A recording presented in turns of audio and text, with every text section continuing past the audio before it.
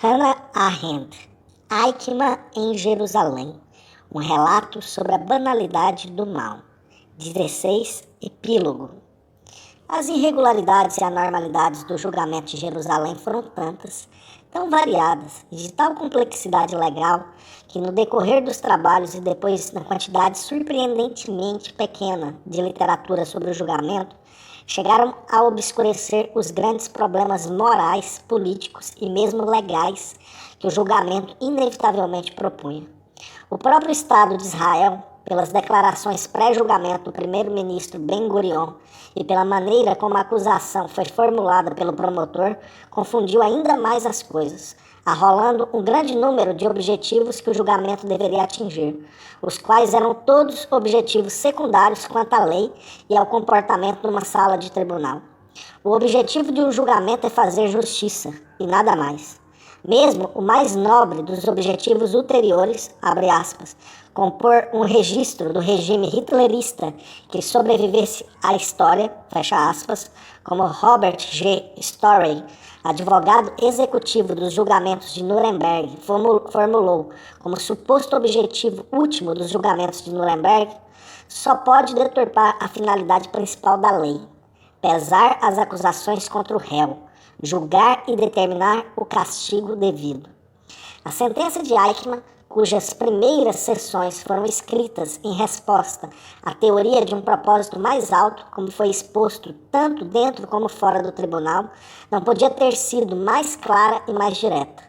Era preciso resistir a todas as tentativas de ampliar o âmbito do julgamento, porque a corte não podia, abre aspas, se permitir ser atraída para territórios que estão fora de sua esfera. O processo judicial tem seus próprios meios que são determinados pela lei e que não mudam, seja qual for a matéria do julgamento, fecha aspas. A corte, além disso, não podia passar por cima desses limites sem terminar, abre aspas, em completo fracasso, fecha aspas.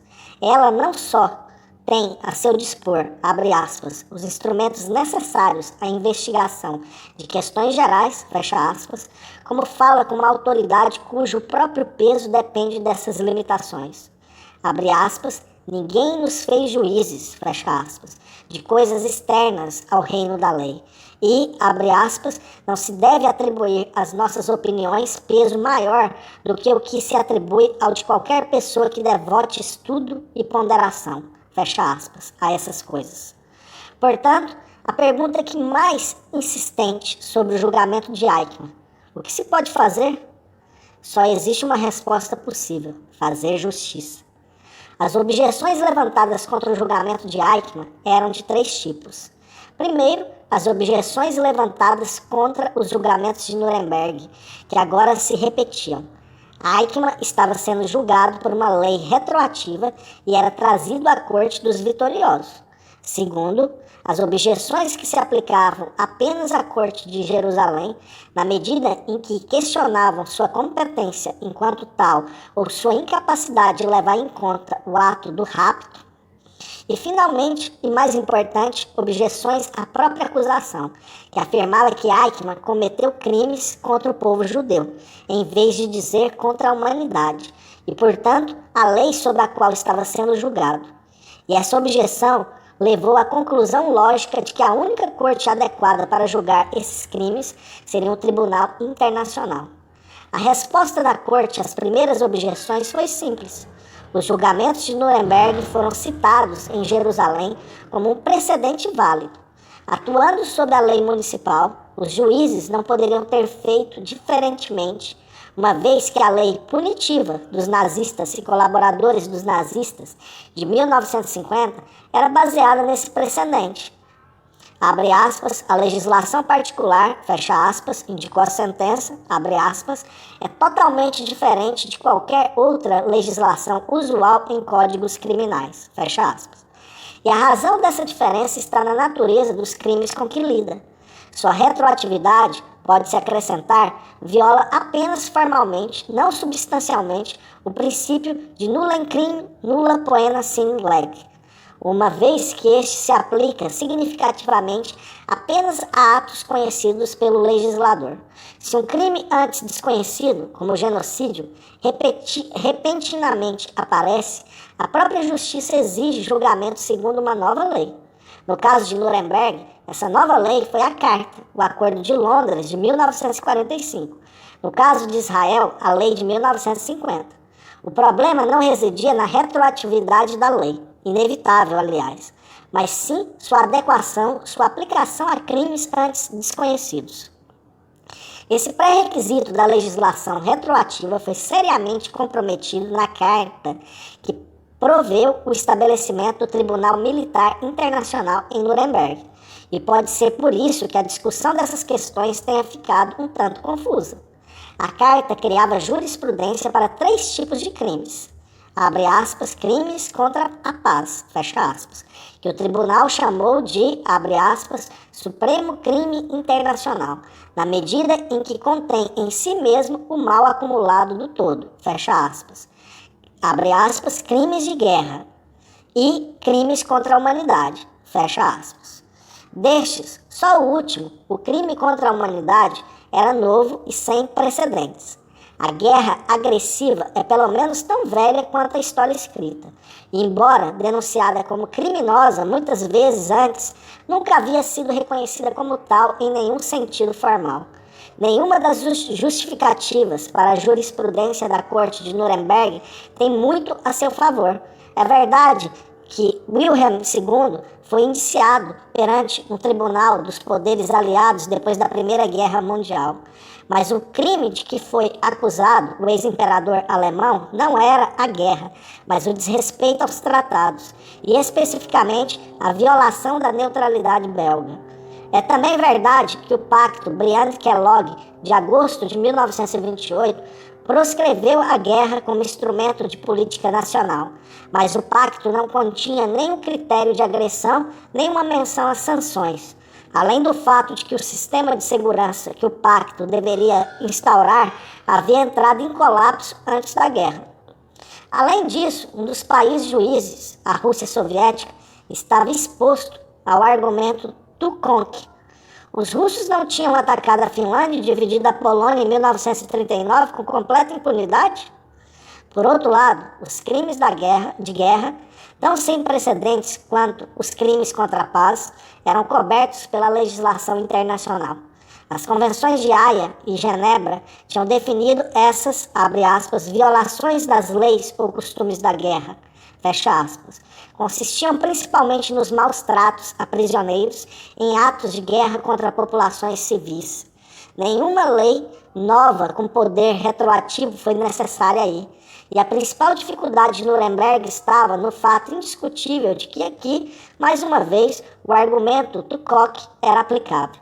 A Rússia, que nunca assinou a Convenção de Haia, incidentalmente a Itália também não a ratificou, era mais do que suspeita de maus tratos de prisioneiros e, segundo investigações recentes, os russos parecem ser também responsáveis pelo assassinato de 15 mil oficiais poloneses cujos corpos foram encontrados na floresta de Katyn, nos arredores de Smolensk, na Rússia.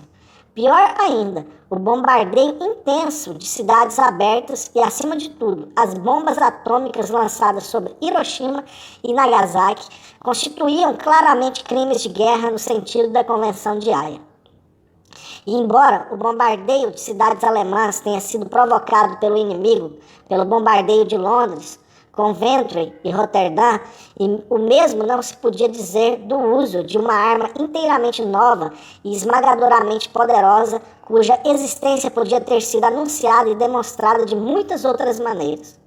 Sem dúvida, a razão mais óbvia para que a violação da Convenção de Haia, cometida pelos aliados, nunca tenha sido discutida em termos legais, residia no fato de que os tribunais internacionais militares eram internacionais apenas no nome, sendo de fato cortes dos vitoriosos, e a autoridade de seu julgamento, duvidosa em qualquer caso, não foi corroborada quando a coalizão que ganhou a guerra e se lançou nessa empresa conjunta se rompeu. Para citar Otto Kirchheimer, abre aspas, antes que secasse a tinta dos julgamentos de Nuremberg, fecha aspas. Mas essa razão tão óbvia não é nem a única, nem talvez a mais forte para que nenhum crime de guerra aliado, no sentido da Convenção de Haia, tenha sido denunciado e julgado. E é apenas justo acrescentar que o Tribunal de Nuremberg foi, pelo menos, muito cauteloso na condenação de réus alemães cuja acusação estivesse aberta ao argumento tu conque. Pois a verdade é que no final da Segunda Guerra Mundial, todo mundo sabia que os desenvolvimentos técnicos dos instrumentos de violência tinham tornado inevitável a adoção da guerra, abre aspas, criminosa, fecha aspas. Era precisamente a distinção entre soldado e civil, entre exército e população doméstica, entre alvos militares e cidades abertas, que estava nas bases das definições da Convenção de Haia para crimes de guerra, que se tornara obsoleta. Daí a sensação de que, diante dessas novas condições, crimes de guerra eram apenas aqueles que ficavam fora das necessidades militares e para os quais um propósito deliberadamente desumano podia ser demonstrado.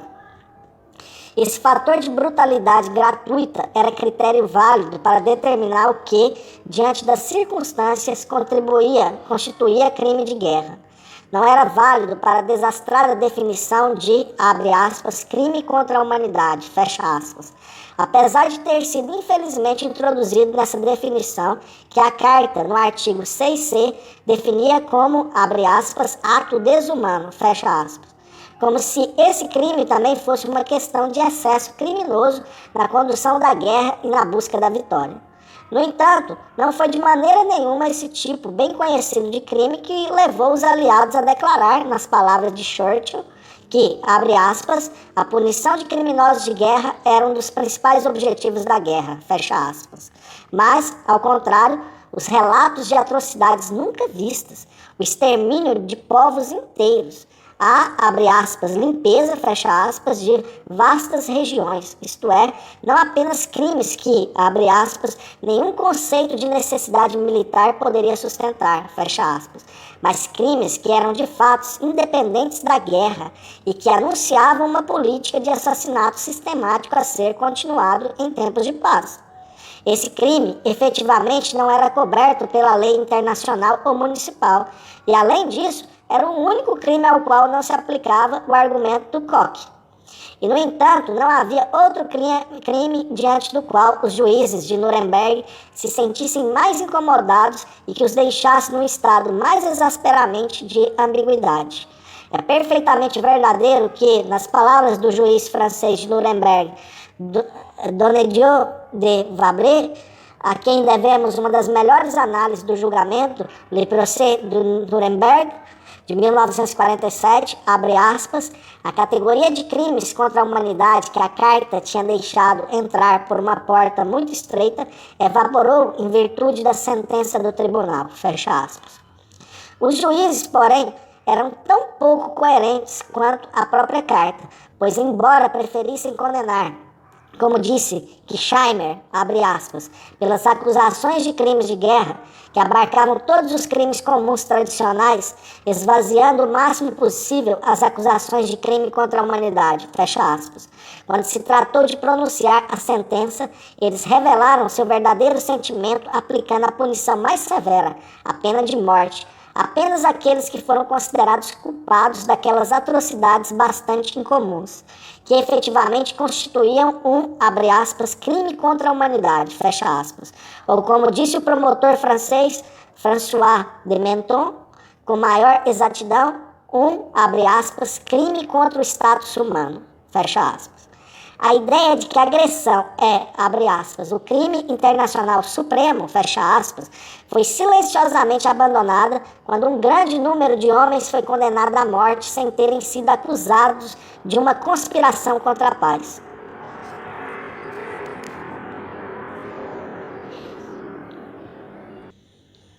Como justificativa do processo de Eichmann, vem se afirmando com frequência que, embora o maior crime cometido durante a última guerra tenha sido contra os judeus, estes foram apenas observadores em Nuremberg, e o julgamento da Corte de Jerusalém afirmava que agora, pela primeira vez, A catástrofe dos judeus, abre aspas, ocupava o lugar central nos trabalhos de uma corte, e que esse fato é que distinguia esse julgamento daqueles que o precederam, fecha aspas, em Nuremberg e outros lugares.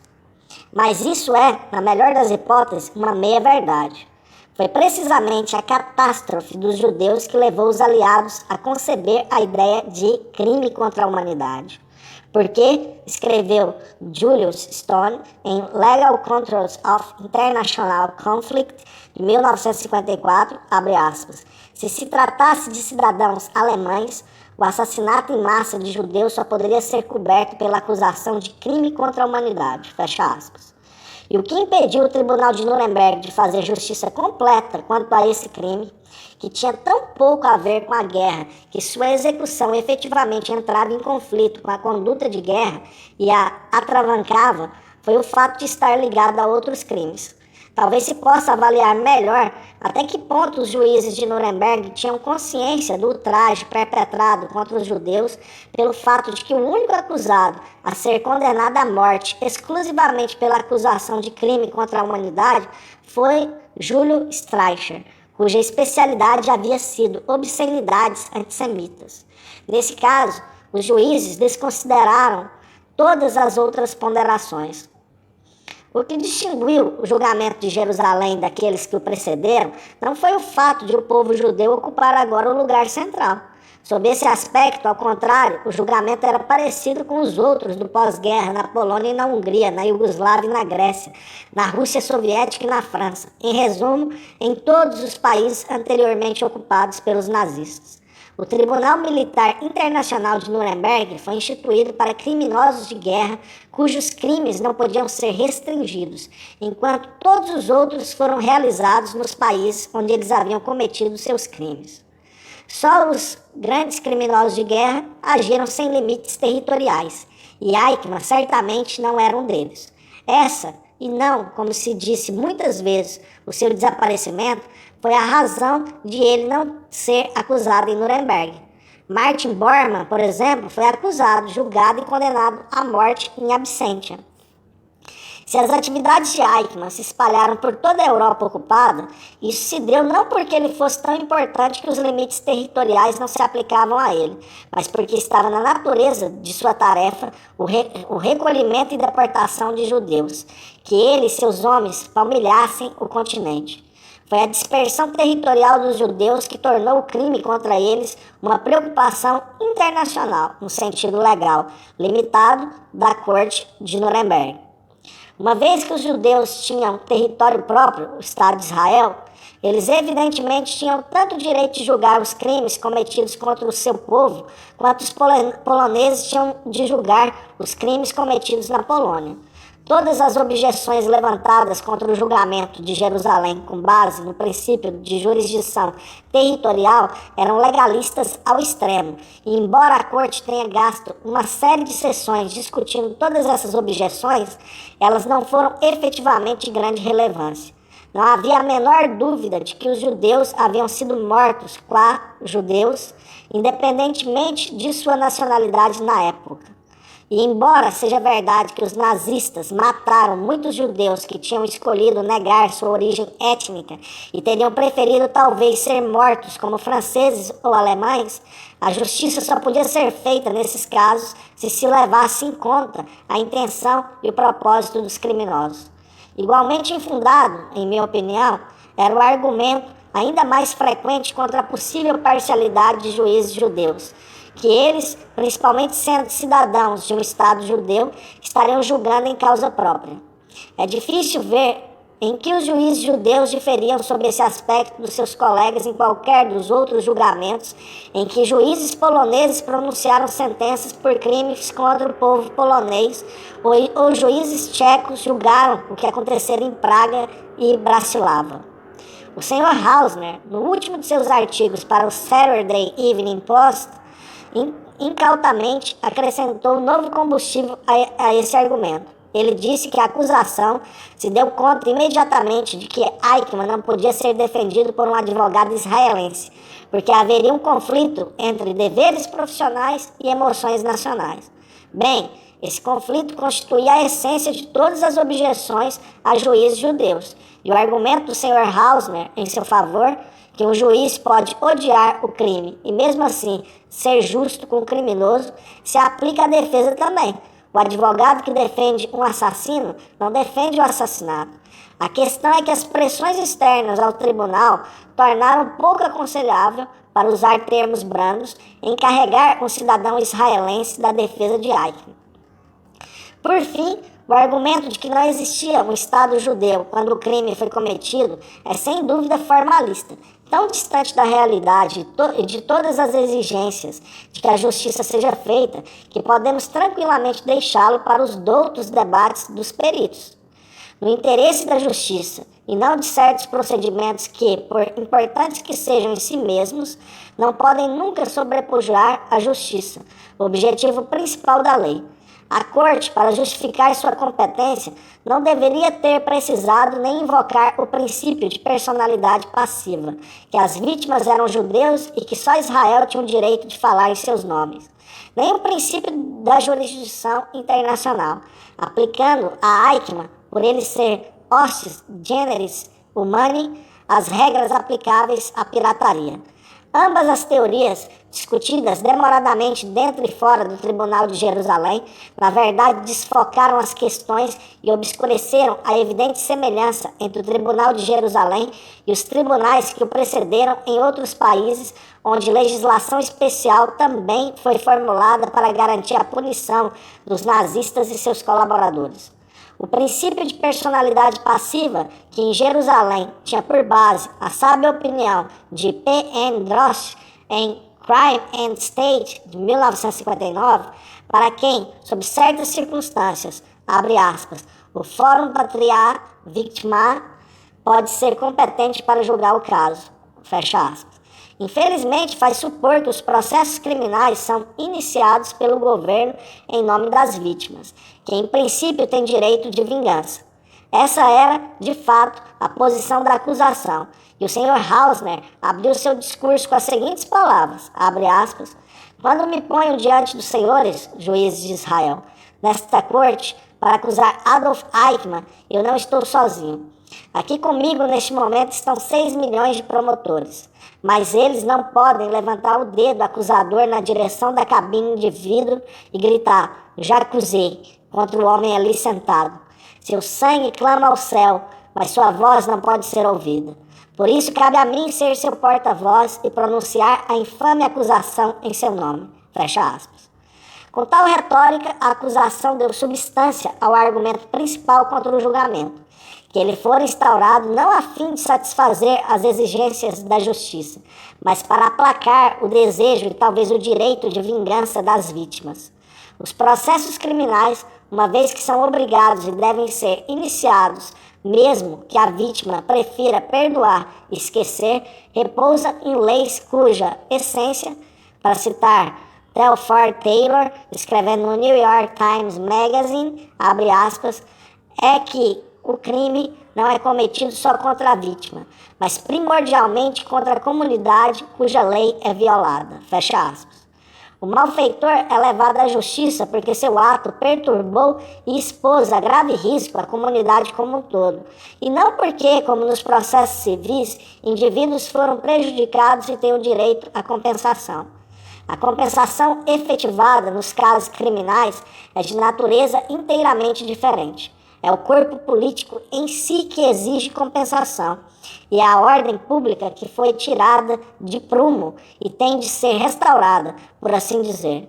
Em outras palavras, é a lei, não a vítima que deve prevalecer. Mesmo que menos justificável do que o esforço da acusação de basear seus procedimentos no princípio de personalidade pacífica, foi a tendência da Corte de pleitear competência em nome da jurisdição internacional, o que estava em flagrante conflito com a conduta do julgamento e com a lei sobre a qual Eichmann foi julgado. O princípio de jurisdição universal, dizia-se, era aplicável porque crimes contra a humanidade são semelhantes ao velho crime de pirataria. E quem os comete se torna, como pirata na lei internacional tradicional, hostis humani generis. Eichmann, porém, foi acusado principalmente de crimes contra o povo judeu, e sua captura, que a teoria de jurisdição universal pretendia desculpar, certamente não se devia ao fato de ele ter também cometido crimes contra a humanidade, mas exclusivamente a seu papel na solução final do problema judeu. No entanto, se Israel raptara Eichmann exclusivamente por ser hostis humani generis e não por ser hostis judaorum, seria difícil justificar a legalidade de sua prisão, a exceção do pirata ao princípio territorial, que na ausência de um código penal internacional passa a ser o único princípio legal válido. É feito não porque ele seja inimigo de todos, podendo assim ser julgado por todos, mas porque seu crime é cometido em alto mar, e o alto mar é terra de ninguém. O pirata, além disso, abre aspas, em desafio à lei, não admitindo obediência a qualquer bandeira, fecha aspas. H. Zeyzel, Britannica Book of the Year, 1962. Por definição, está inteiramente sozinho no negócio. Ele é um fora da lei, porque escolheu posicionar-se fora das comunidades organizadas e por essa razão é que se tornou, abre aspas, inimigo de todos igualmente, fecha aspas. Certamente ninguém afirmará que Eichmann estava sozinho no negócio ou que não admitia obediência a nenhuma bandeira. Nesse caso, a teoria de pirataria serviu apenas para eludir um dos problemas fundamentais formulados por crimes desse tipo, ou seja, que eles são e só podem ser cometidos por uma lei criminosa e no Estado criminoso. A analogia entre genocídio e pirataria não é nova, e é, portanto, de alguma importância observar que a Convenção sobre Genocídio, cujas resoluções foram adotadas pela Assembleia Geral das Nações Unidas em 9 de dezembro de 1948, rejeita expressamente a alegação de jurisdição universal e provê em seu lugar que, abre aspas, pessoas acusadas de genocídio devem ser julgadas por um tribunal competente nos estados em cujo território o ato foi cometido ou por um tribunal penal internacional que tenha jurisdição, fecha aspas. De acordo com essa convenção, da qual Israel é signatário, a Corte devia ter procurado instaurar um tribunal internacional ou tentar reformular o princípio territorial de tal forma que se aplicasse a Israel. Ambas as alternativas se encontram definitivamente dentro das possibilidades e dentro da competência da Corte. A possibilidade de instaurar um tribunal internacional foi simplesmente descartada pela Corte por razões que discutiremos adiante. Mas a razão de não ter sido buscada nenhuma redefinição significativa do princípio territorial, de forma que a Corte alegou jurisdição com base em todos os três princípios, territorial, de personalidade passiva e de jurisdição universal, como se simplesmente somando três princípios legais inteiramente diferentes resultasse uma pretensão válida. Estava sem dúvida intimamente relacionada com a extrema relutância de todos os envolvidos em abrir novos espaços e agir sem precedentes. Israel podia facilmente ter alegado jurisdição territorial, simplesmente explicando que território, como entendido pela lei, é um conceito político e legal, e não simplesmente um termo geográfico. Diz respeito não tanto e não primordialmente a um pedaço de terra, mas ao espaço entre indivíduos de um grupo cujos membros estão ligados e ao mesmo tempo separados e protegidos uns dos outros por todo tipo de relações, baseadas em língua comum, religião, história comum, costumes e leis. Tais relações se tornam especialmente manifestas nas medidas em que elas próprias constituem o espaço em que os diferentes membros de um grupo se relacionam e interagem entre si. Nenhum Estado de Israel teria surgido se o povo judeu não tivesse criado e mantido seu próprio espaço intersticial ao longo dos muitos séculos de dispersão, isto é, antes da retomada de seu velho território. A Corte, portanto, nunca enfrentou o desafio do sem precedente, nem mesmo no que dizia respeito à natureza sem precedentes da origem do Estado de Israel, que certamente estaria mais próxima de seu coração e pensamento. Em lugar disso, a corte sepultou os trabalhos numa montanha de precedentes. Durante as sessões da primeira semana do julgamento, a que correspondem às primeiras 53 sessões da sentença escrita, muitos dos quais soavam, pelo menos aos ouvidos do leigo, como sofismas elaborados. O julgamento de Eichmann, portanto, não era de fato mais, mas também não era menos, que o último de uma série numerosa de processos que se sucederam aos julgamentos de Nuremberg. E a condenação muito adequadamente trazia no apêndice a interpretação oficial da lei de 1950 por Pinhas Rosen, então ministro da Justiça, que não podia ser mais clara e menos equívoca. Abre aspas, enquanto outros povos passaram as competentes legislações para a punição de nazistas e seus colaboradores logo depois do fim da guerra, e alguns mesmos antes que terminasse, o povo judeu não tinha autoridade política para levar os criminosos nazistas e seus colaboradores à justiça até a instituição do Estado de Israel. Fecha aspas. Daí o julgamento de Eichmann ser diferente dos julgamentos nacionais sob um aspecto. O acusado não havia sido devidamente preso e extraditado para Israel. Ao contrário, uma clara violação da lei internacional havia sido cometida a fim de trazê-lo à justiça. Mencionamos antes que só o fato de Eichmann ser apátrida, de fato, permitiu a Israel safar-se com o rapto dele. E é compreensível que, apesar dos inúmeros precedentes citados em Jerusalém para justificar o ato do rapto, o único relevante, a captura de Bertolt Jacob, um jornalista judeu-alemão esquerdista, por agentes da Gestapo na Suíça, em 1935, nunca tenha sido mencionado. Nenhum dos outros precedentes se aplicava, porque eles invariavelmente diziam respeito a um fugitivo da justiça que era trazido de volta não ao lugar de seus crimes, mas a uma corte que expedira ou poderia ter expedido um mandado válido de prisão, condições que Israel não podia preencher. Nesse caso, Israel havia efetivamente violado o princípio territorial, cuja grande significação está no fato de a terra ser habitada por muitos povos e esses povos serem governados por muitas leis diferentes, de forma que cada expansão da lei de um território, além dos limites e fronteiras de sua validade, a coloca em imediato conflito com a lei de outro território. Esse, infelizmente, era o único traço quase sem precedentes de todo o julgamento de Eichmann, e certamente era o menos digno de vir a se tornar um precedente válido. O que vamos dizer amanhã se algum estado africano resolver mandar seus agentes ao Mississippi para raptar um dos líderes do movimento segregacionista local?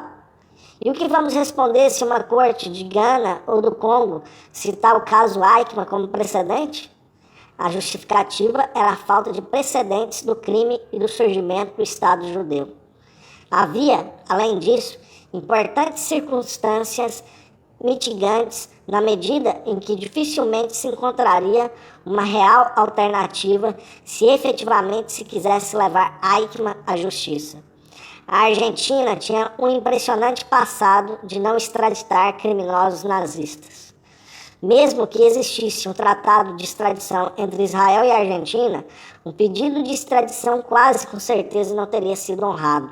Entregar Eichmann à polícia argentina para extradição para a Alemanha Ocidental não teria ajudado, pois o governo de Bonn já havia procurado antes, sem sucesso, extraditar da Argentina criminosos nazistas como Karl Klingerfuss e o Dr. Josef Mengele, este último envolvido nos mais arrepilantes experimentos em Auschwitz e encarregado da seleção. No caso de Eichmann, Um pedido desses teria sido, sem dúvida, inútil, visto que, pela lei da Argentina, todos os crimes ligados à última guerra caíram no Estatuto da Limitação de 15 anos depois do final da guerra, de forma que, depois de 7 de maio de 1960, Eichmann não poderia mais ser extraditado. Em resumo, o reino da legalidade não oferecia nenhuma alternativa para o rapto. Os que estão convencidos que a justiça, e nada mais, é a finalidade da lei, tenderão a endossar o ato de rapto, embora não por precedentes, mas ao contrário, como um ato desesperado, sem precedentes e incapaz de configurar um precedente, necessário devido à condição insatisfatória da lei internacional. Nessa perspectiva, não existia senão uma alternativa real ao que Israel fez. Em vez de capturar Eichmann e mandá-lo para Israel, os agentes israelenses podiam tê-lo matado imediatamente nas ruas de Buenos Aires. Essa linha de ação era frequentemente mencionada nos debates do caso e era estranho que fosse recomendada fervorosamente por aqueles que ficavam mais chocados com o rapto. A ideia não deixava de ter seu valor, porque os fatos do caso estavam além de qualquer discussão, mas aqueles que a propunham se esqueciam de que aquele que toma a lei em suas próprias mãos só estará prestando um serviço à justiça se estiver disposto a transformar a situação de tal forma que a lei possa voltar a operar e seu ato possa, pelo menos postumamente, ser validado. 2 precedentes no passado recente vêm imediatamente à mente. Há o caso de Shalom Schwarzbard, que em 25 de maio de 1926, em Paris, atirou e matou o ex-comandante dos cossacos do exército ucraniano e responsável pelos pogroms durante a Guerra Civil da Rússia, que fizeram cerca de 100 mil vítimas entre 1917 e 1920. E havia o caso armênio Telirian, que, em 1921, no meio de Berlim, atirou e matou Talat Bey, o grande matador dos pogroms armênios de 1915, nos quais se acreditava que foi massacrado 1/3, 600 mil pessoas da população armênia da Turquia. O caso é que nenhum desses assassinos ficou satisfeito com a morte de seu criminoso, e ambos se entregaram imediatamente à polícia e insistiram em ser julgados. Os dois usaram o próprio julgamento, por intermédio dos trabalhos da corte, para mostrar ao mundo quais crimes haviam sido cometidos contra seu povo e que esses crimes estavam impunes. No julgamento de Schwarzbard, principalmente, foram usados métodos muito semelhantes aos do julgamento de Eichmann. Havia a mesma ênfase na extensa documentação dos crimes, mas nesse caso preparada pela defesa, pelo Comitê de Délégation Juive, chefiado pelo falecido Dr. Léo Motzkin, que levou 1 ano e meio para reunir o material e depois o publicou em Le Progrès en Ukraine sur le gouvernement ucranien, de 1917 e 1920, publicado em 1927. Assim como nesse caso, eram o acusado e seu advogado que falavam em nome das vítimas. Incidentalmente, já naquela época, levantou-se a questão de que os judeus, abre aspas, nunca se defendiam, fecha aspas. Veja-se o plaidoyer de Henri Torré em seu livro Le Procès des Pogroms, 1928. Ambos os homens foram absolvidos e em ambos os casos, sentiu-se que seu gesto, abre aspas, significava que finalmente sua raça havia decidido se defender, deixando para trás sua abdicação moral, superando sua resignação diante dos insultos, fecha aspas. Como Georges Soirée formulou admiravelmente no caso de Shalom Schwarzbard. São óbvias as vantagens dessa solução para o problema das fórmulas legais que se contrapõem à aplicação da justiça. O julgamento, é verdade, volta a ser um julgamento, abre aspas, espetáculo, fecha aspas. E mesmo um simples espetáculo, Mas seu herói, aquele no centro da peça sobre o qual pousam todos os olhos, é agora o verdadeiro herói. Enquanto ao mesmo tempo o caráter jurídico dos trabalhos fica salvaguardado, porque não se trata de, abre aspas, um espetáculo com resultado predeterminado, fecha aspas, pois contém aquele elemento de risco irredutível, que segundo Kirchheimer é fator indispensável em todos os processos criminais.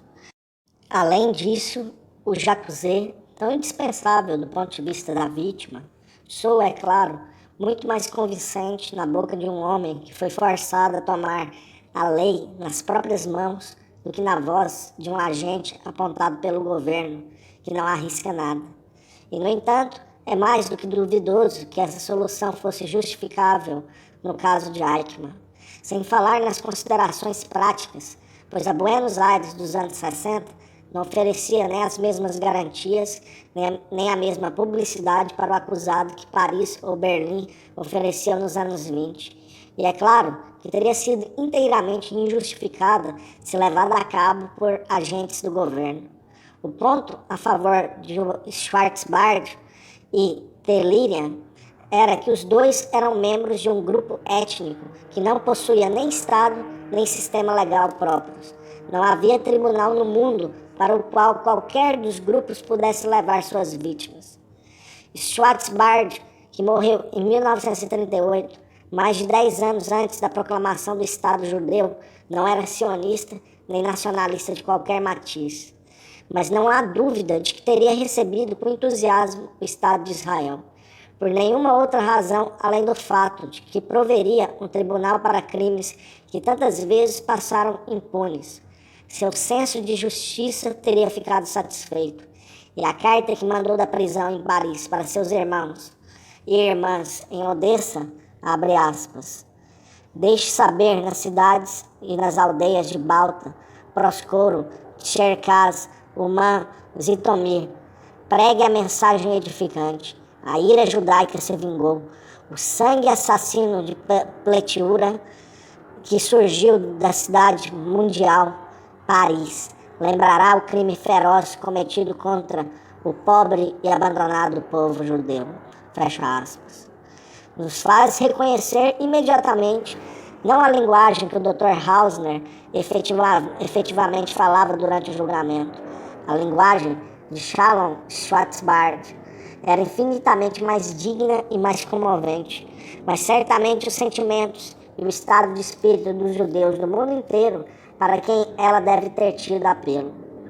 Insistindo nas semelhanças entre o julgamento de Schwarzbard em 1927, em Paris, e o julgamento de Eichmann em 1961, em Jerusalém, porque eles demonstram como o povo de Israel e o povo judeu em geral estavam pouco preparados para reconhecer nos crimes de que Eichmann era acusado um crime sem precedentes. E precisamente como esse reconhecimento deve ter sido difícil para o povo judeu. Aos olhos dos judeus, pensando exclusivamente em termos de sua própria história, da catástrofe que se abateu sobre eles com Hitler, na qual 1/3 deles morreu, esse não parecia o mais recente dos crimes, o crime sem precedentes de genocídio, mas ao contrário, o crime mais antigo que conheciam e recordavam. Esse equívoco é quase inevitável se considerarmos não só os fatos da história judaica, mas também, e mais importante, o atual autoconhecimento histórico dos judeus. Esse equívoco está na raiz de todos os fracassos e dificuldades do julgamento de Jerusalém. Nenhum dos participantes jamais chegou a um entendimento claro do horror efetivo de Auschwitz, que é de natureza diferente de todas as atrocidades do passado, porque foi considerado pela acusação e pelos juízes como nada mais do que o mais horrendo pogrom da história judaica. Eles, portanto, acreditaram que havia uma linha direta do antissemitismo inicial do Partido Nazista até as leis de Nuremberg e daí para a expulsão dos judeus do Reich, terminando nas câmaras de gás. Politicamente e legalmente, porém, eram crimes diferentes, não só em graus de seriedade, mas em essência. As leis de Nuremberg de 1935 legalizavam a discriminação praticada antes dessa data pela maioria alemã contra a minoria judaica.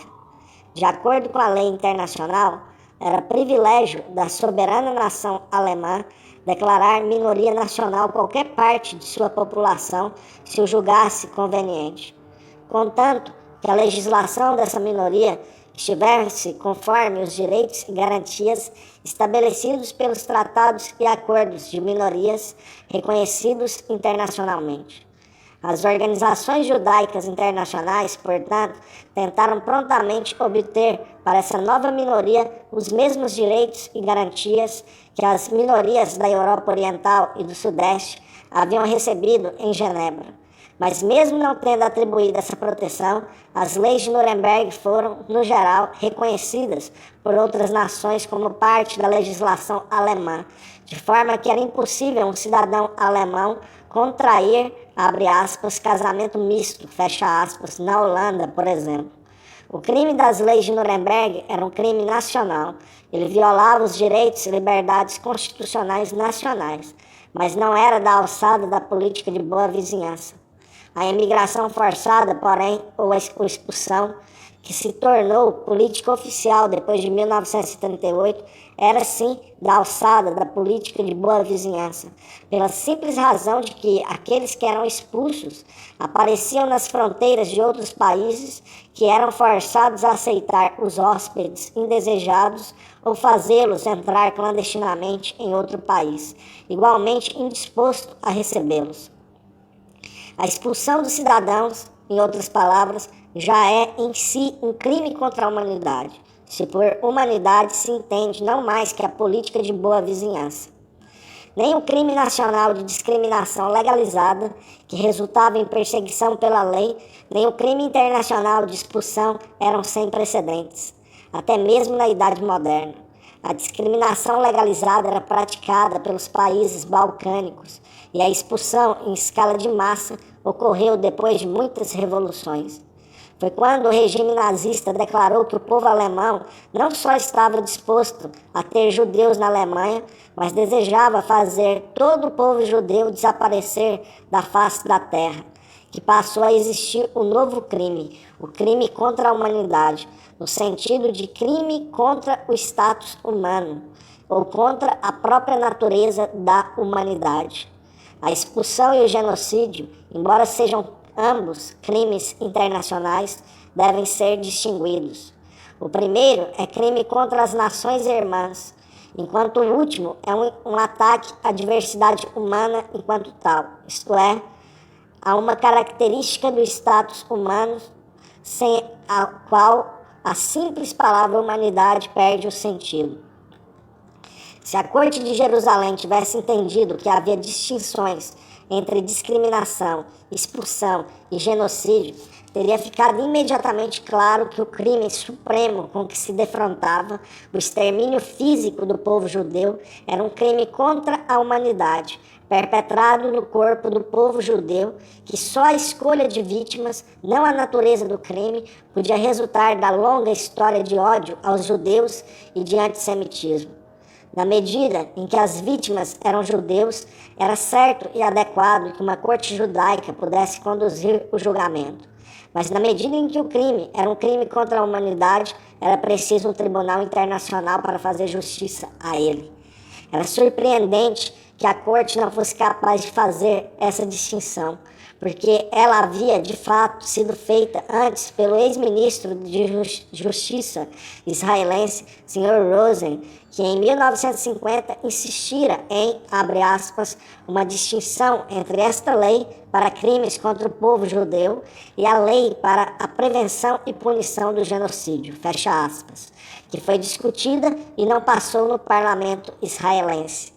Evidentemente, a corte sentia que não tinha o direito de ultrapassar a legislação local, de forma que o genocídio, não estando na abrangência da legislação israelense, não podia entrar adequadamente nas considerações. Entre as vozes numerosas e altamente qualificadas que levantaram objeções à corte em Jerusalém e que favoreciam um tribunal internacional, apenas uma, a de Karl Jasper, formulou clara e inequivocamente numa entrevista radiofônica antes de o julgamento começar e que depois foi publicada em Der Monat, que, abre aspas, o crime contra os judeus era também um crime contra a humanidade, fecha aspas, e que, abre aspas, consequentemente, o veredito só pode ser pronunciado por uma corte de justiça que represente a humanidade, fecha aspas. Jaspers propôs que a Corte de Jerusalém, depois de ouvir as provas factuais, abre aspas, abrisse mão, fecha aspas, do direito de sentenciar, se declarando incompetente para fazê-lo, porque a natureza legal do crime em questão ainda estava aberta à discussão, da mesma forma que a questão subsequente sobre quem teria competência para sentenciar um crime que havia sido cometido por ordens governamentais. Jasper declarou ainda que só uma coisa era certa, abre aspas, este crime é, ao mesmo tempo, mais e menos do que um assassinato comum, fecha aspas. E embora tampouco fosse um crime de guerra, não havia dúvidas de que, abre aspas, a humanidade certamente seria destruída se Estados tivessem permissão de perpetrar tais crimes, fecha aspas. Talvez a proposta de Jaspers, que ninguém em Israel se deu ao trabalho de discutir, fosse impraticável de um ponto de vista puramente técnico. A questão da jurisdição de uma corte deve ser decidida antes do julgamento começar. E uma vez declarada competente, a corte deve também julgar. No entanto, essas objeções, puramente formalistas, podiam facilmente ser enfrentadas se Jaspers tivesse pedido não à corte, mas ao Estado de Israel que abrisse mão de seu direito de executar a sentença quando fosse pronunciada, em vista da natureza sem precedentes das conclusões da corte. Israel podia então ter recorrido às Nações Unidas e demonstrado com todas as provas na mão que era imperativa a necessidade de uma corte criminal internacional em vista desses novos crimes cometidos contra a humanidade como um todo. Estaria então em poder de Israel criar um problema, abre aspas, criar um distúrbio consistente, fecha aspas, perguntando insistentemente o que fazer com esse homem que mantinha prisioneiro. Petições constantes teriam imposto à opinião pública mundial a necessidade de uma corte criminal internacional permanente. Só criando assim, para os representantes de todas as nações, uma situação embaraçosa, seria possível impedir a humanidade de se aplacar e impedir que o massacre dos judeus, abre aspas, se transformasse em modelo de crimes futuros, talvez o exemplo vivo, em menor escala, de futuros genocídios, fecha aspas. A própria monstruosidade dos fatos é minimizada diante de um tribunal que representa uma nação apenas. Esse argumento em favor de um tribunal internacional foi, infelizmente, confundido com outras propostas baseadas em considerações diferentes e consideravelmente menos sérias. Muitos amigos de Israel, tanto judeus como não judeus, temeram que o julgamento pudesse ferir o prestígio de Israel e dar margem a uma reação contra os judeus por todo o mundo. Era como se os judeus não tivessem o direito de figurar como juízes de seu próprio caso, mas só pudessem agir como acusadores. Israel devia, portanto, manter Eichmann prisioneiro até que um tribunal especial pudesse ser criado pelas Nações Unidas para julgá-lo. Sem levar em conta o fato de que Israel, no processo contra Eichmann, não estava fazendo mais do que todos os outros países ocupados pela Alemanha haviam feito muito antes, e que era a justiça que estava em jogo aqui, não o prestígio de Israel ou do povo judeu. Todas essas propostas tinham uma falha em comum. Elas podiam facilmente ser voltadas contra Israel. Eram de fato muito pouco realistas em vista do fato de que a Assembleia Geral das Nações Unidas havia, abre aspas, 2 vezes rejeitado propostas de instaurar um Tribunal Criminal Internacional permanente, fecha aspas. ADL Bulletin. Mas uma outra proposição mais prática, que geralmente não é mencionada, porque era realizável, foi feita pelo Dr. Nahum Goldman, presidente do Congresso Judeu Mundial. Goldman propôs a Ben-Gurion instaurar um tribunal internacional em Jerusalém, com juízes de cada um dos países que sofreram com a ocupação nazista. Isso não bastaria. Teria sido apenas uma ampliação dos julgamentos nacionais e o principal argumento contrário, a justiça seria administrada na corte dos vitoriosos, não seria sanada. Mas teria sido um passo prático na direção certa. Israel, convém lembrar, reagiu a essas propostas com grande violência. E mesmo sendo verdade, como apontou Yossal Rogat em The Eichmann Trio and the Rule of Law, publicado pelo Centro de Estudo das Instituições Democráticas, Santa Bárbara, Califórnia, em 1962, que Ben-Gurion sempre, abre aspas, pareceu não entender nada quando perguntavam por que ele não é julgado por uma corte internacional, fecha aspas.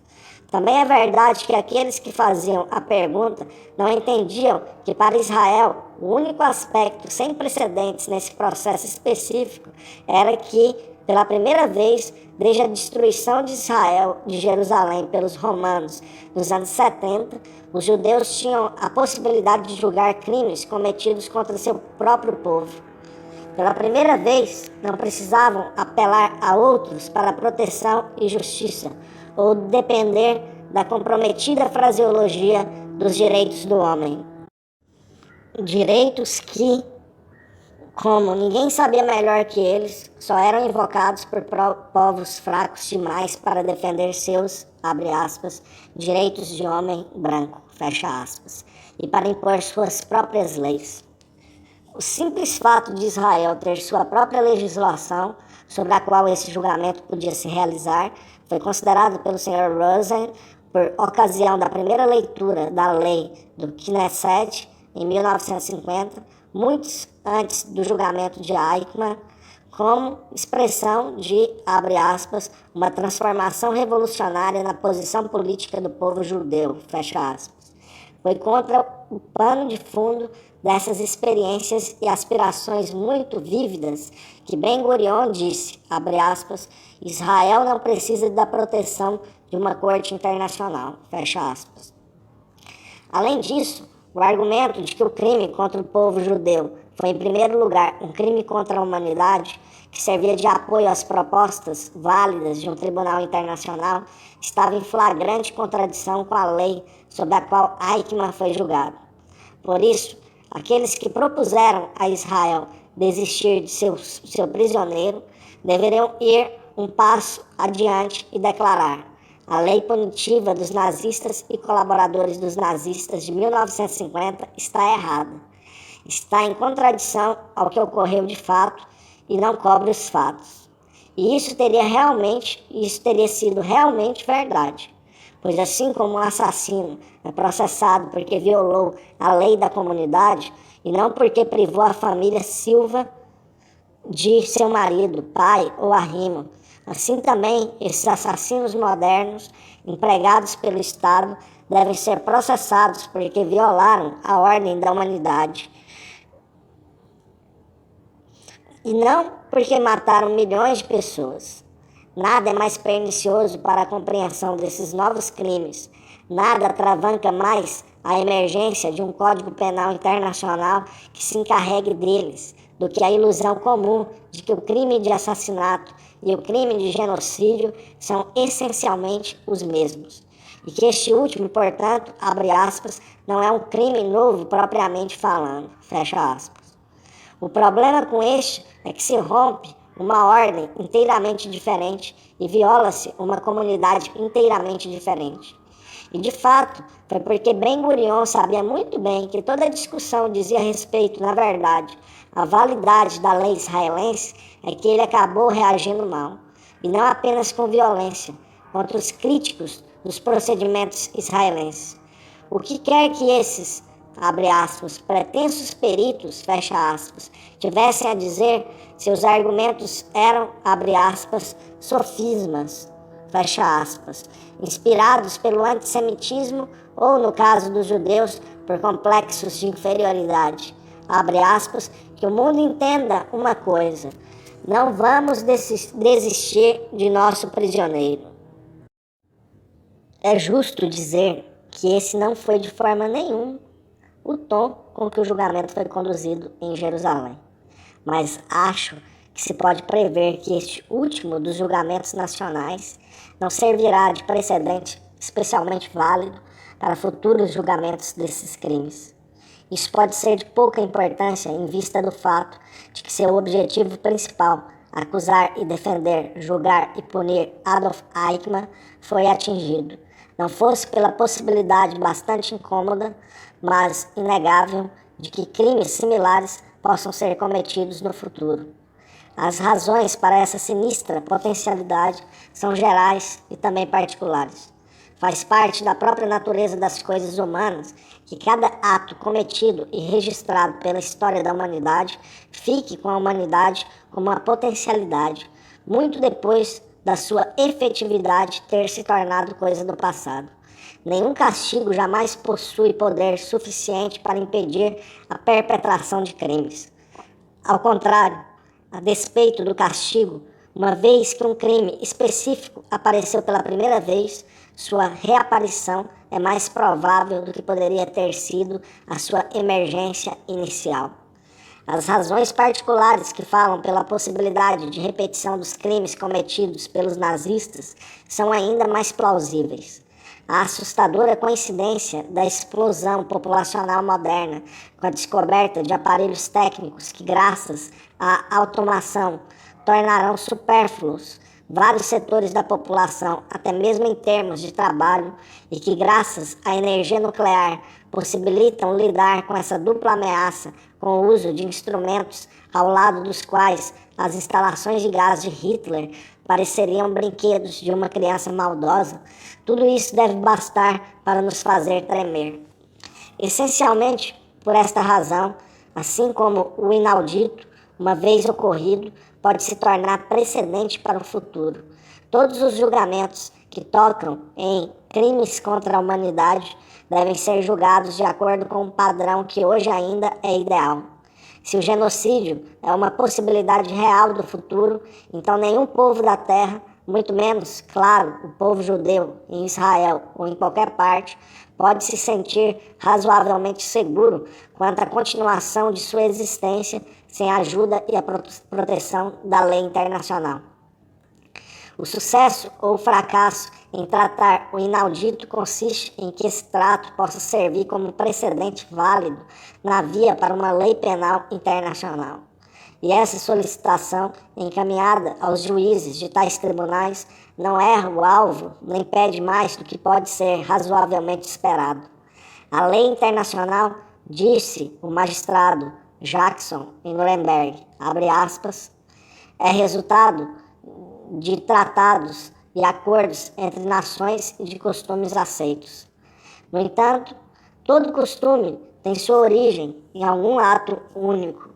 Nossos dias têm o direito de instituir costumes e concluir acordos que se tornarão fontes de uma lei internacional mais nova e fortalecida. Abre aspas. O que o magistrado Jackson deixou de apontar é que, como consequência dessa natureza ainda inacabada da lei internacional, passou a ser tarefa dos juízes de julgamentos comuns fazer justiça sem a ajuda de leis positivas, postuladas ou além das limitações a eles impostas por essas leis. Para o juiz, isso pode ser uma limitação, e é muito provável que ele proteste que, abre aspas, o ato único, fecha aspas, dele exigido não é de sua competência, cabendo antes ao legislador.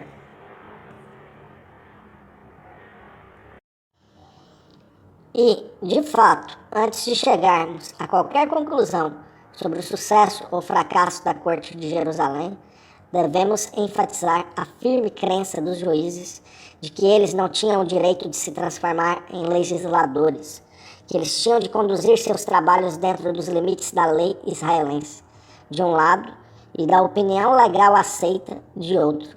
Deve-se admitir, além disso, que seus fracassos não foram nem em gênero, nem em grau, maiores do que os fracassos dos julgamentos de Nuremberg ou dos julgamentos nacionais em outros países europeus. Ao contrário, parte do fracasso da Corte de Jerusalém deveu-se a seu empenho e apegar-se ao precedente de Nuremberg sempre que possível.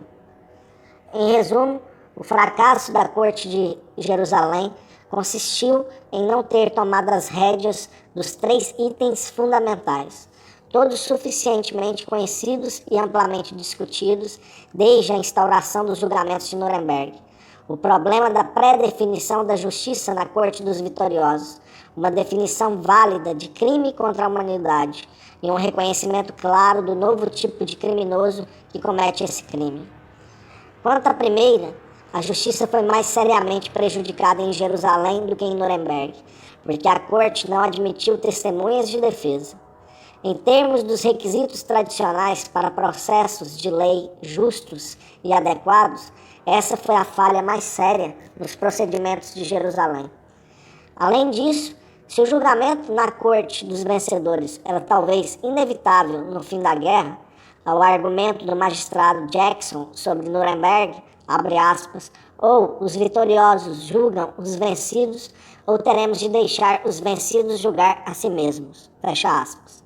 Deve-se acrescentar o compreensível sentimento dos aliados de que eles, abre aspas, que tinham arriscado tudo, não podiam admitir neutros, fecha aspas, Weibris. A situação não era mais a mesma de 16 anos depois e sob circunstâncias em que o argumento contra a admissão de países neutros não fazia sentido. Quanto ao segundo item, as conclusões da Corte de Jerusalém foram incomparavelmente melhores do que as de Nuremberg. Mencionei antes a definição da Carta de Nuremberg para crimes contra a humanidade, como atos desumanos, traduzida para o alemão como Verbrechen gegen die Menschlichkeit, como se os nazistas simplesmente fossem desprovidos de bondade humana, certamente o eufemismo do século. Sem dúvida, se a conduta do julgamento de Jerusalém dependesse inteiramente da acusação, o equívoco básico teria sido ainda pior do que em Nuremberg. Mas o julgamento se recusou a permitir que o caráter básico do crime fosse engolido pela enchente de atrocidades e não caiu na armadilha de equacionar esse crime com os crimes de guerra comuns. O que foi mencionado em Nuremberg apenas ocasionalmente, por assim dizer, marginalmente, que, abre aspas, as provas demonstram que os assassinatos em massa e as crueldades não foram cometidas unicamente com o propósito de eliminar a oposição, fecha aspas, mas foram, abre aspas, parte de um plano para se livrar de populações nativas inteiras, fecha aspas. Estava no centro do processo de Jerusalém, pela razão óbvia de que Eichmann era acusado de um crime contra o povo judeu, um crime que não podia ser explicado por nenhum propósito utilitário. Judeus tinham sido mortos por toda a Europa, não só no leste, e seu aniquilamento não se devia a qualquer desejo de ganhar território que, abre aspas, pudesse ser usado para a colonização por alemães, fecha aspas. A grande vantagem de um julgamento centrado no crime contra o povo judeu era fazer emergir a diferença entre crimes de guerra, como fuzilamento de guerrilheiros e assassinato de reféns, e atos desumanos, como expulsão e aniquilamento de populações nativas para permitir a colonização por um invasor, mas também que se esclarecia a diferença entre atos desumanos, realizados com algum propósito conhecido, embora criminoso, como a expansão pela colonização, e o crime contra a humanidade, cujo intento e propósito eram sem precedentes. Em nenhum momento, porém, fosse no julgamento ou na sentença, o Tribunal de Jerusalém chegou a mencionar a possibilidade de que o extermínio de grupos étnicos inteiros, judeus ou poloneses ou ciganos, pudesse ser mais do que um crime contra o povo judeu ou polonês ou cigano, que a ordem internacional e a humanidade como um todo pudessem ter sido seriamente feridas ou postas em risco. Ligado de perto a esse fracasso estava o conspícuo desamparo que os juízes experimentaram quando se viram confrontados com a tarefa de que menos podiam escapar, a tarefa de entender o criminoso que tinham vindo julgar. Evidentemente, não bastava que não acompanhassem a acusação em sua descrição, obviamente errada, do acusado como um sádico pervertido. Nem teria bastado que fossem um passo à frente e demonstrassem a incoerência do argumento da acusação, segundo o qual o Sr. Hausner queria julgar o monstro mais anormal que o mundo já vira, e ao mesmo tempo julgar nele, abre aspas, muitos outros como eles, até mesmo todo o movimento nazista e o antissemitismo em geral, fecha aspas. Eles sabiam, é claro, que teria sido realmente muito reconfortante acreditar que Eichmann era um monstro. Se assim fosse, a acusação de Israel contra ele teria só sobrado, ou no mínimo, perdido todo o interesse. Não é possível convocar o mundo inteiro e reunir correspondentes dos 4 cantos da terra para expor o Barba Azul no banco dos réus. O problema com Eichmann era exatamente que muitos eram como ele, e muitos não eram nem pervertidos nem sádicos, mas eram e ainda são terrível e assustadoramente normais. Do ponto de vista de nossas instituições e de nossos padrões morais de julgamento, essa normalidade era muito mais apavorante do que todas as atrocidades juntas, pois implicava que, como foi dito insistentemente em Nuremberg pelos acusados e seus advogados, esse era um tipo novo de criminoso, efetivamente hostis generis humani, que comete seus crimes em circunstâncias que tornam praticamente impossível para ele saber ou sentir que está agindo de modo errado. Sob esse aspecto, as provas no caso de Eichmann eram ainda mais convincentes que as provas apresentadas no julgamento dos grandes criminosos de guerra, cujas alegações de consciência tranquila podiam ser descartadas mais facilmente porque combinavam o argumento da obediência a ordens superiores com várias basófias sobre ocasionais desobediências. Mas, embora a má-fé dos acusados fosse manifesta, a única base para se provar efetivamente a consciência pesada seria o fato de os nazistas, e especialmente as organizações criminosas a que Eichmann pertencera, terem estado muito ocupadas em destruir a prova de seus crimes durante os últimos meses da guerra. E essa base era bastante frágil. Não fez mais que comprovar o reconhecimento de que a lei de assassinato em massa, devido à sua novidade, ainda não era aceita por outras nações. Ou, na linguagem dos nazistas, que eles tinham perdido sua luta para libertar a humanidade do domínio dos sub-humanos, principalmente da dominação dos sábios de Sião.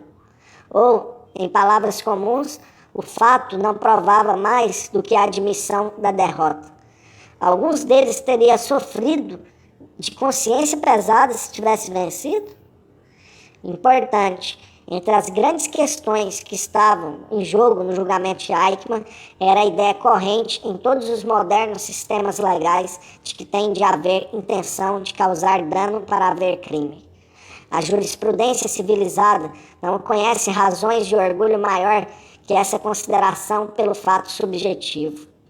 Quando essa intenção está ausente, quando, por qualquer razão, até mesmo por razões de insanidade mental, a capacidade de distinguir entre certo e errado fica comprometida, sentimos que não foi cometido nenhum crime.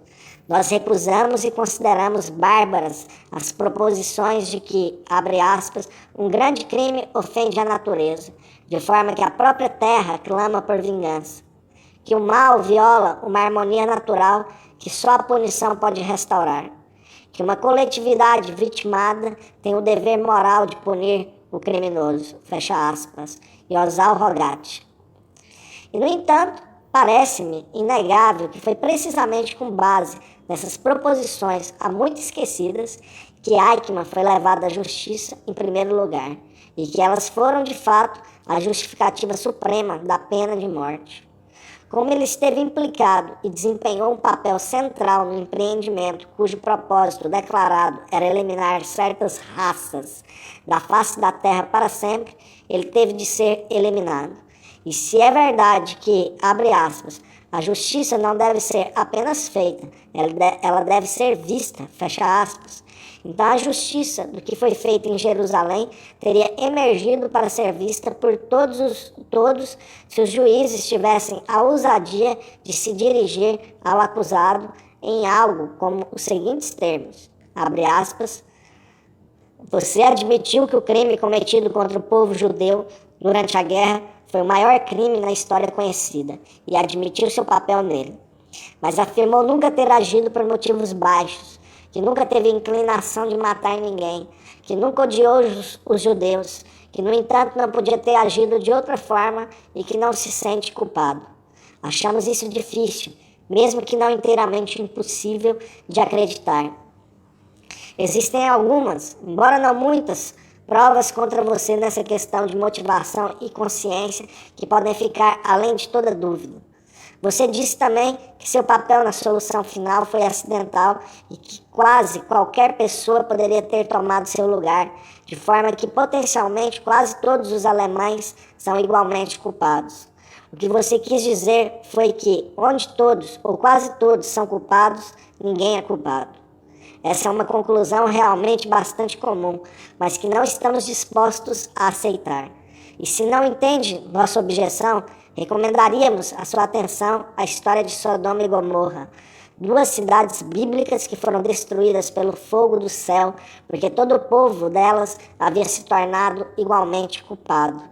Isso, incidentalmente, nada tem a ver com a recém-nascida ideia de culpa coletiva, segundo a qual as pessoas são culpadas ou se sentem culpadas de coisas feitas em seu nome, mas não por elas, coisas de que não participaram e das quais não oferiram nenhum proveito. Em outras palavras, culpa e inocência diante da lei são de natureza objetiva. E mesmo que 8 milhões de alemães tivessem feito o que você fez, isso não seria desculpa para você. Felizmente, não precisamos ir tão longe. Você próprio não alegou a efetiva, mas apenas a potencial culpa da parte de todos que vivem no Estado cujo principal propósito político se tornou a perpetração de crimes inauditos.